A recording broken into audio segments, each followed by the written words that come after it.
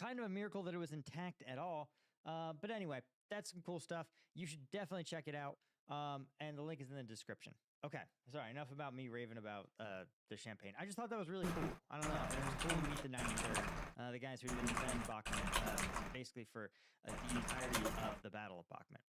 Okay, so here's what I want to place some things in context here. So first off, China's 5th generation fighter, right, was supposed to be the J-35. And you can recall, that looks like an F-35, or at least the earlier twin-engine model of it, that the U.S. eventually abandoned for a single-engine model, with Chinese stickers on. And you'd be correct, right? China's commitment to industrial espionage meant that it basically stole an earlier terabytes, actually, of design data for an earlier version of the F-35, which they then declassified and said, this is now our own medium-weight multi-role stealth fighter, the J-35, right? Really big. The fact that they didn't even bother to redesignate the aircraft is a pretty big FU to the United States. Now, what China is patting itself on the back for is not necessarily that they stole the data for an F-35. Again, China's been stealing industrial data for years, but that they said, listen, we can make it too. We have the industrial and high-tech manufacturing capabilities and the top-tier engineers that we can get this thing ready to roll, right? Now, here's the problem. There's no evidence that this is actually an F-35. It looks like an F-35, right? But there's some issues, right? The number one of which is, well, look at this. The J-35, and this is a multi-role stealth fighter, guys. It's a GWAS, and it first flew in October of 2012. They said, look at this, the FC-31, guys. It's our answer to the F-35. And then, just a quick 10 years later, it flew under the designation J-35. And then 2 years later, it was the J-35A. But don't worry, guys. After just a quick 12 years after it was first assembled, it is comfortably in flight testing, right? So the number produced, operational history is nil, consists of flight testing, right? And you can see they're still just test flying these land variants, trying to get them to work. Lo and behold, again, they can't get one fighter to fly, right? Bear this in mind. One fighter still in testing. So the question is this going to have, are they going to be able to produce these at any kind of meaningful scale, right? We've seen this with Russia, where Russia also claims to have GWIS super mega weapon fighters. And they totally were like, we are going to totally have stealth technology, right? Remember, guys, the first stealth fighter aircraft by the U.S. were deployed in the 90s. And so, or at least publicly acknowledged in the 90s. And so Russia has had literally 35 years to clone U.S. stealth technology. And they haven't been able to do so, or at least not able to do so at scale, right? They might have one or a handful of aircraft that are capable of doing this. And that's a big, might is doing a lot of work here. But you notice they're not on the battlefield in Ukraine. And because they're so technically sophisticated, so expensive for Russia to produce, if they even can get the materials to do the production, that they can't afford to risk them on the battlefield. And so this is one of the problems that you run into when you have this kind of super weapon thought process, right? The U.S., at the end of the day, there's a reason that we are 25% of the entire globe's economy. And it's because we can make shit like this at a scale that no one else can. So, and by that I mean we produce about 150 F-35s a year right now. China, again, by comparison, in a decade, has only verifiably produced less than 10 of these variants. Now, they claim they have another 5th generation fighter jet, the J-20 Mighty Dragon, right? Which totally flew 13 years ago. Right? And is in service, and they've built 300 plus of them. The question is, well, it's not clear that this looks like maybe their answer to like the F-22, and it claims to have a lot of features. It claims to actually have a level of stealth aircraft, but stealth technology, but it's not really clear that that's actually the case. Again, it no one really knows what this thing can do. And it may be, but it's clearly a generation before their F-35. So why should we believe that they have somehow leapfrogged over the 5th generation fighter technology? You should be pretty skeptical, right? I don't know what else to tell you. Again, this is something where you should really, really have a huge level of skepticism. And again, in 11 years, they've produced, around the 250th airframe, or the 300th airframe, we'll say, right? In the 13 years since it's been introduced. And that's about 2 years of production for the U.S. production capability. And again, I still maintain a level of skepticism that this will actually be able to perform in the way that it claims it can. So that's why when you see China making these kind of claims, you should put them firmly in the bucket of Chinese propaganda until you get real data, real third-party verifiable information that this thing can do and be what it claims it is. Anyway, guys, that's really all I had. Huge thank you to the folks like Martin Baum, Chris Rossi, Stuart Abel, Daniel Brown, Sergei Zinchenko, Chris Holmes, Chris Gorsuch, Daniel M., Ida Skycall, and all of the Lieutenant tier members. Couldn't do it without you guys, and I will see you guys in the next one. Cheers. I think the story of the American F-22 Super Raptor proves that you can always strive to be a little bit better. You can always push yourself to be a little more lethal. And there's always room for the overachiever. Because the F-22 is currently getting a massive $11 billion overhaul over the next decade. The US Air Force announced these changes at the end of 2021, making it the most lethal thing to fly since the Jurassic period. And now we're just recently finally getting a glimpse of what changes the new and improved aircraft will have. In the words of Air Force Acquisition Chief Andrew Hunter, this is an effort to re-optimize for competition with China. And that's what I want to examine in this video, what upgrades it's getting and specifically why it needed them.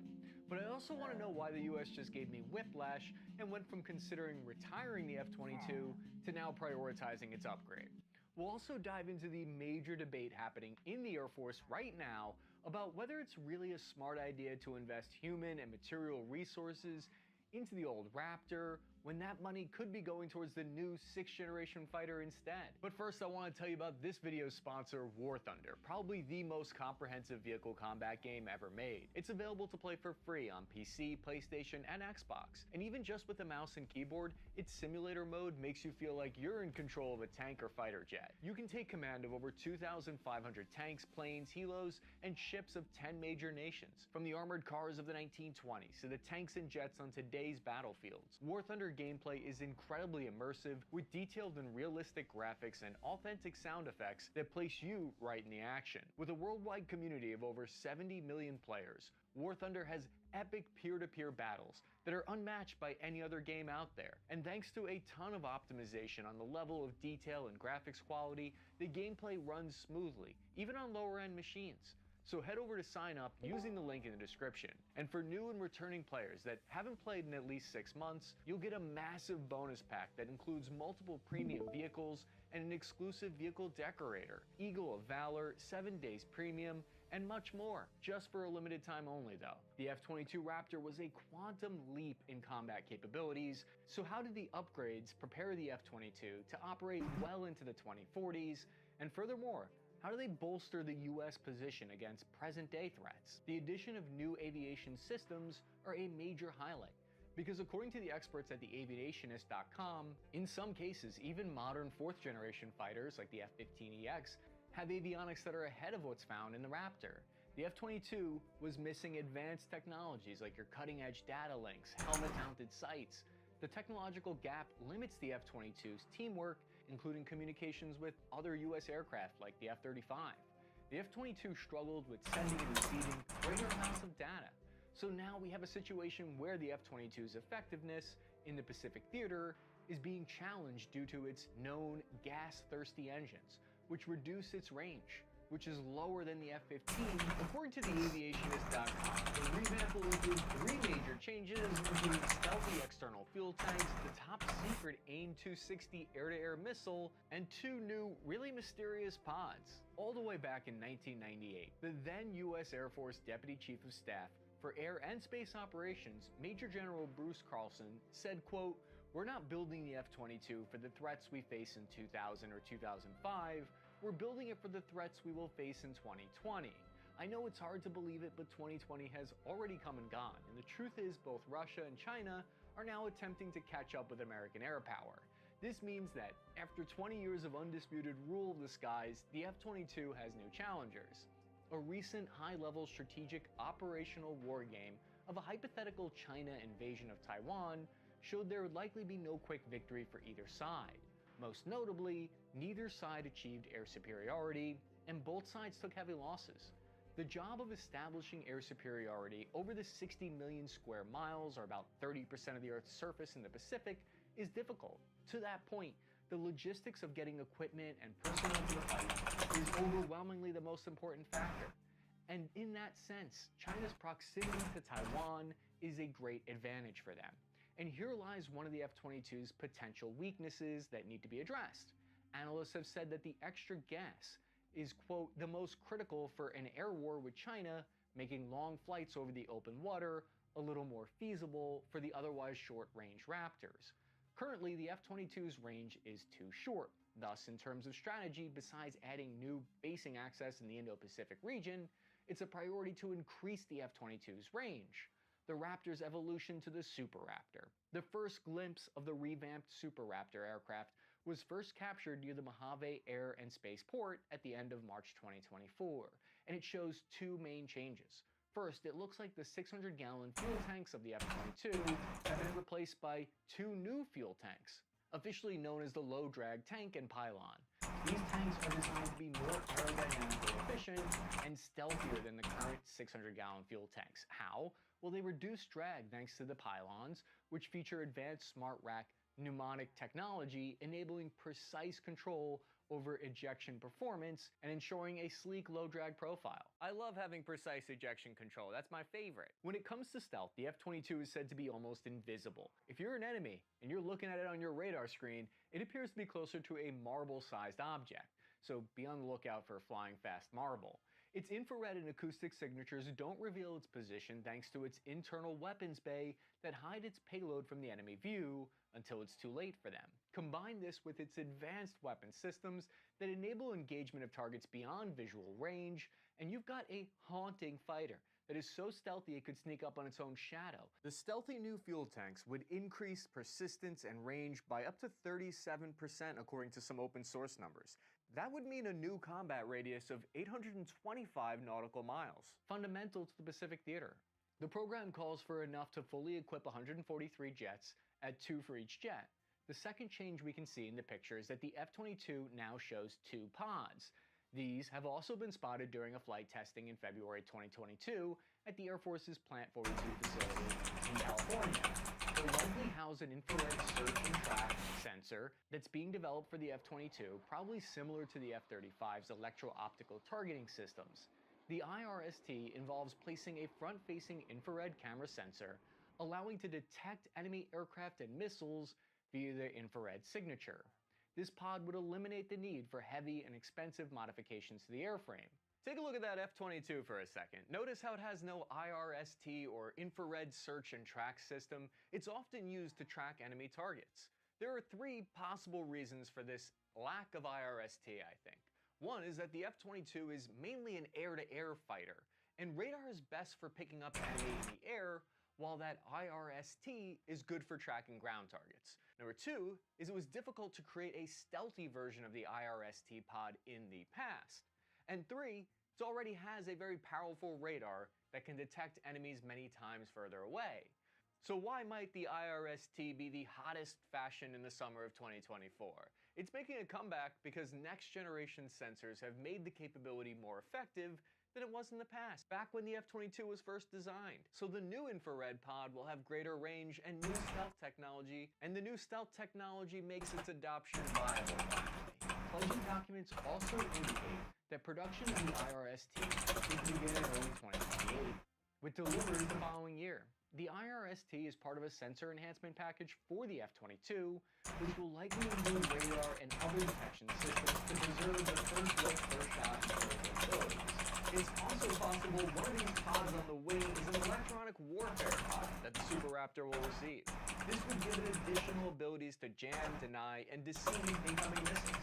142 F-22 Raptors will get retrofits here, and this will be a part of that $11 billion decade-long modernization contract. The Air Force has said that these kits are varied and will address corrosion, reduce maintenance hours, increase safety, and provide urgent response requirements identified by the user. Fear not, the Air Force has a plan for how to decrease the number of Raptors operational while maintaining combat power. Feast your eyes on the highly classified AIM-260 Joint Advanced Tactical Missile, the weapon you choose when you hate someone so much you want to shoot them before you can see them. Because this is rumored to hit targets beyond visual range.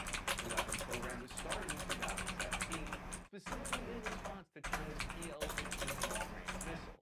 China and the United States are basically locking the United States for anything you can do, I can do better. Even though it's super top secret squirrel stuff here, we have some hints about its capabilities. Aviation experts Ian Trimble said that we saw charts of the Air Force range requirements that showed the test area for the new AIM-260 that were about twice the range of its predecessor.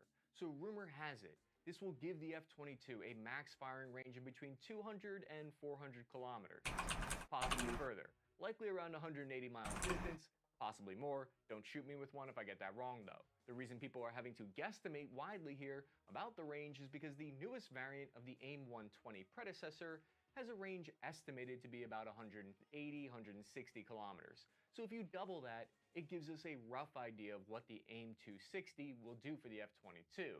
But you know me, I like to use my hometown of Long Island as a unit of measurement, a point that we can all wrap our heads around for context. That means that if you're firing this missile in Queens, you can hit me if I'm all the way on the other end of the island in Montauk. In fact, you could hit me if I was 2 Long Islands away. Here's the best part though, it allegedly moves at Mach 5 speeds. So if you're traveling the length of Long Island, it's only going to take you about 2 minutes. It's able to do this thanks to revolutionary new propulsion technology, but here's the catch. Those numbers are going to vary widely depending on the altitude and the speed of the aircraft firing it. The higher up and the faster you're moving, the longer range it'll be. The air gets more thin the higher up you go, which means it's more difficult for a missile to course correct though. It means that it's more difficult to correct your lead. This is why you want the enemy to not even know you're firing at them. Russia also has a long-range air-to-air missile, the RM-37, which has been the main opponent of Ukrainian fighter jets. It's reported to not score a lot of hard kills, but it was frequently forcing Ukrainian pilots to ditch their missions after taking evasive action because they had low fuel budgets. Simply having more range doesn't mean it's more better. I think that's the grammatically correct way of saying that. We also have to consider when the missile needs to burn its second phase. When it requires that, it means that it becomes easier to be spotted on enemy radar, which is when they can take evasive action. It's said to use inertial guidance, two-way data link, and active radar homing, so it should be more difficult to jam, which is another new requirement as the military shifts to near peer. Essentially, the air-to-air missile combines a multi-mode seeker with a long-burn rocket system. Ever since sword combat, we've just been growing further and further apart. War is getting lonelier and lonelier. From what I understand, the missile is not operational quite yet. It's still in its testing phase. The Air Force Major Kevin Audery, who's the lead F-22 Raptor operational test pilot, said live fire testing for the AIM-260 started back in the summer of 2023, so they expect it to go hot sometime in 2024. The Air Force has come out and publicly stated this technology, the AIM-260, is their #1 air-delivered weapon priority for both the Air Force and the Navy, and out-prioritizes all weapon systems and modernization efforts on fielded aircraft. The new missile will be a major part of the Super Raptor's new capabilities. And if you want to debate all of that with me and a community of like-minded people, you can do it at our Discord channel, link in the description. Now put that in combination with the fact that it's also fast flying at more than twice the speed of sound, has super cruisability, which means that it can operate supersonically without loud afterburning, and can do all of this at 50,000 feet altitude. In the air-to-air configuration, it carries 6 AIM-120 AMRAAMs stowed on separate ejector launchers in the central bay below and behind the pilot, and 2 AIM-9 Sidewinders for engagements within visual range, 1 in each bay aft of the inlets. It also has the M61A2 rotary cannon with 480 rounds of ammo. In the air-to-ground configuration, it can carry two 1,000-pound GBU 32 Joint Direct Attack munitions.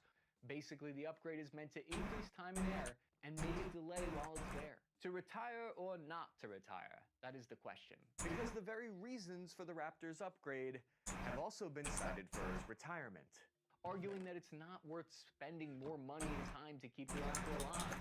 Less than a year ago, the Air Force was asking to retire up to 32 of the oldest Raptors. However, in a sudden turn of events a month ago, Air Force Acquisition Chief Andrew Hunter called the F-22 his highest priority. What changed? There are different theories, but in general, this debate is nothing new. In fact, the same thing happened when the F-22 replaced the F-15. I think this is a debate between those who want to focus on the future and those who are worried about the present. The ones who are focusing on the future want to retire the F-22 and free up funding for more advanced future tech, while the ones who are worried about the present believe that the immediate need for more combat power should be prioritized. And it remained in production for 15 years, reaching a peak rate of approximately 2 units per month. The program originally intended to have 750 units, but subsequent cuts, delays, and changes gradually reduced this number. The focus on the war on terror and against insurgencies during the 2000s, 2010s meant that the Raptor was sidelined since it wasn't going up against any next-generation jets piloted by the Taliban. Today, the US Air Force has about 186 of these fighters. The final one was completed in December 2011. However, 10 years later, and the Raptor's facing a very different world and very different threats, I think. This was essentially the debate that happened when the Raptor was first canceled in 2009. Leadership thought that the aircraft wasn't relevant for the current fight at the time, but let's evaluate their arguments. The side that asked for the F-22 retirement is concerned that at least some of the oldest Raptors cannot compete, for example, with China's J-22. Lieutenant General Richard Moore, Deputy Chief of Staff for Plans and Programs for the Air Force, stated, quote, "The Raptors will never make it to the combat force. They lack advanced communication systems. They do not carry the most sophisticated weapons. They are devoid of the most updated electronic warfare capabilities." On April 2023, Lieutenant General Moore also said that bringing the 32 jets up to combat capability could cost around $3.5 billion, and it would take a decade to get started, which in his own words is, quote, "a trade to us that doesn't make any sense at all to upgrade aircraft a decade from now at great expense." This side of the debate wants to stop spending on the F-22 so that the money can go to the next generation air dominance program, which is not just an aircraft, but a system of systems that seeks to develop a 6th-generation manned fighter and planned fleet of drone wingmen. However, the greatest expense is not money, but qualified people. This side of the discussion fears that Lockheed doesn't have the human resources to deal with saving the F-22. Lieutenant General Moore warned that, quote, "Lockheed is not fully staffed for engineers. It would be reasonable to expect they would have to pull some engineering talent off the F-35 to get this accomplished." And what does that represent? Something more valuable than money: time. Those who oppose the upgrade see the world's rate of advancement is getting higher and higher, and they're worried about the threats that they'll face in 2035 or 2060. By the time the F-22 modernization is finished, the aircraft could be nearing the end of its lifespan. Many fear that the then 4 decades old Raptor is just not going to be the right tool for the job. That's what Tobias Nigel meant when he wrote in the editorial of 2022 Air Force Almanac, quote, "An arbitrary and inadequate department of the Air Force budget, disconnected from the National Defense Strategy, makes too many compromises. This year, the Air Force offered to retire its oldest F-22 Raptors, the most capable fighters in the world, early rather than upgrade them. Not because they're not needed, but because there are too many other pressing demands to fund these upgrades," end quote. Nevertheless, the side who wants to keep the F-22 for as long as possible sees that the real pressing demand are current and not future threats. This side includes the US Congress. Congress oftentimes leans towards prioritizing the most immediate pressing threats. From this point of view, waiting for only 250 to 300 NGAD untested fighters could be a risky scenario. But this side argues that in the meantime, you need the Raptor to protect both the US and its allies. However, one of the most meaningful threats to the F-22 superiority may in fact be itself. The main challenge with the F-22 is not necessarily its acquisition cost, which isn't cheap to be fair, but rather its high operational expenses, maintenance requirements, low availability rates, and significant difficulties incorporating upgrades. The high operational expenses imply costly flight hours, simply because it requires an expensive support infrastructure. In numbers, this makes the F-22A cost at least an additional 20,000 C/FH or cost per flying hour compared to other aircraft. I mean, just look at that price sheet for yourself. Some estimates even raise the value to 85,000 cost per flight hour for the Raptor, which is about twice that of the F-15. With those prices, the F-22 better be fueled by some fine scotch and maintained by a team of royal mechanics. The maintenance requirements are that expensive partly because it requires climate control systems, very specialized equipment, and access to very specific materials and technological tools, especially to maintain its stealth coating. So she's pretty high maintenance. According to Lockheed Martin, about 50% of maintenance performed on the F-22 is related to repairing the low observable stealth coating that are damaged when the aircraft is opened up for routine maintenance. Also, there are security clearance problems inherent in any secret program. The crew has to be cleared to work on the F-22 from air bases that are also cleared to host and service it. Security clearances can be tough because the US government will look into not just your browser history, but also they'll be checking on your significant others, lovers, friends, people near you, the guy you once met in 5th grade who now writes a conspiracy blog. I wouldn't be surprised if the program even had a secret Raptor handshake. But there's good reason for it. This is because the F-22 is a strategic asset. The low amount of existing aircraft also makes spare parts more difficult to source. Now it seems like the debate has reached a middle ground. The Air Force will maintain combat-capable F-22s while balancing resources between older models, NGAD, and the F-35 program. Air Force Chief of Staff General David Howland has said, quote, "Our goal is to maintain those F-22s in their prime operational state, keep them in active service, and subsequently invest some resources in units that require significant upkeep." But what do you think of the Super Raptor? I want to know. Tell me on Twitter, @CappyArmy. I'm your average infantryman, Chris Cappy, signing off this net time now. Another quick thank you to War Thunder for sponsoring this video. The game is out now on PC, Xbox, and PlayStation. And for new and returning players that haven't played in at least 6 months, head over to the link below to check it out and get that massive bonus pack.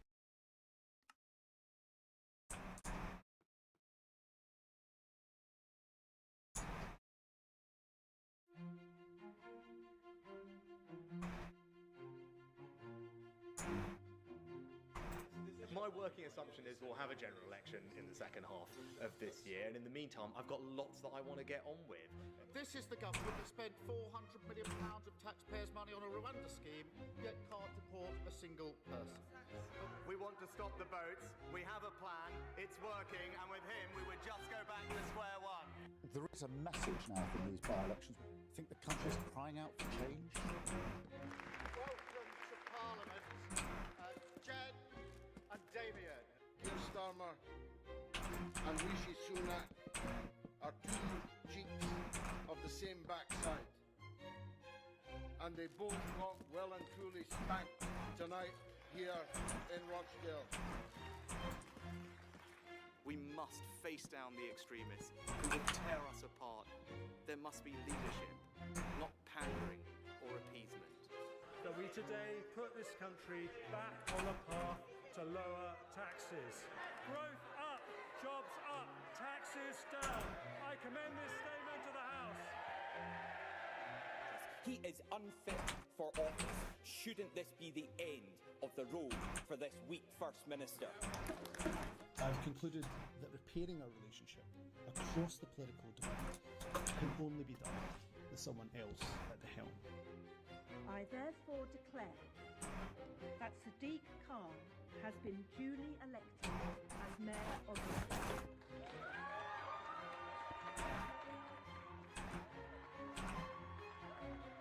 Does the Prime Minister intend to call a summer general election, or is he fearing? As I have said repeatedly to him. Earlier today, I spoke with His Majesty the King to request the dissolution of Parliament. The King has granted this request, and we will have a general election on the 4th of July. The Prime Minister has finally announced the next general election. A moment the country needs and has been waiting for. Now, these uncertain times call for Bob. Secure future. That's what we're about. We can can sort out the crisis in the health. Fucking told. I sugar cane. Can get the fair deal people deserve.